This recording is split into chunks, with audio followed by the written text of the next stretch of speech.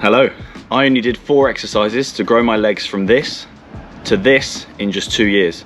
Here's everything you need to know. So I'm not going to touch on calves today. I'm just going to be focused on how to build big glutes, quads and hamstrings. Simply by breaking down the functions of the individual muscles, you can see how you can target them using just 4 exercises. Let's start with the function of the quads. So in essence, your quads are the primary extenders of your legs. Any push type movement for the legs, a back squat, Bulgarian split squat, leg press, leg extension.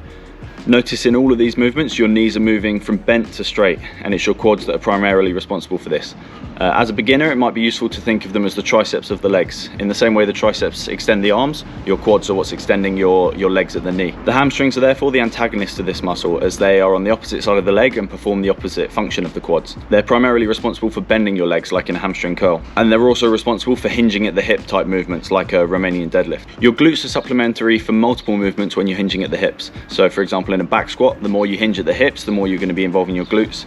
And also in a Romanian deadlift, it's involving your entire posterior chain. So as you're bending over and hinging at the hips, your glutes are getting involved there as well. So DOMS, as you may know, stands for delayed onset muscle soreness, and it's an indication of how sore your muscles are between 1 to 4 days after your exercise, typically being the most intense on day 2. Use DOMS as an indication of exactly which muscles you're targeting. For example, for me, my back squat is extremely quad dominant, so I can feel the DOMS significantly there and then sort of minimal DOMS in my glutes, whereas in a split squat, I'm getting the majority of my DOMS in my glutes compared to my quads. So it really gives you an idea of how hard you're working each muscle group, and it's a good thing to play with as you're moving along and working out which exercises work for you. So finally, what are the 4 exercises? I can hear you screaming at the screen. I'm going to go through them now very quickly. So back squat, exercise number 1. I did this at the start of every single session for the entire 2-year block. You get major quad activation from this exercise and significant glute activation as well. Then moving on to the RDL, Romanian deadlift. This is going to give you major hamstring activation and medium amount of glute activation again, like I mentioned.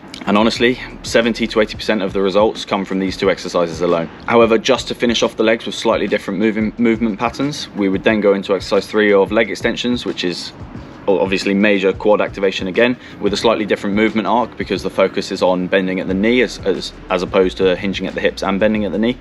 And then onto a hamstring curl. So instead of activating your hamstrings through hinging at the hips, you're just flexing at the knee again.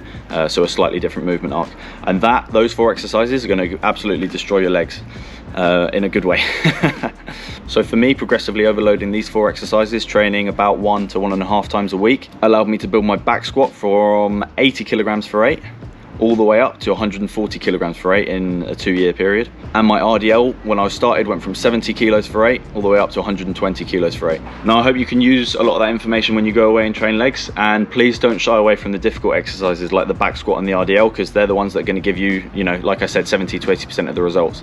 And it may not be that the back squat works perfectly for you. You might get on better with a leg press or a split squat. But go and try those things out, and just make sure you're activating those 3 core muscles across the entire workout. Thank you very much for watching, and I'll see you next time.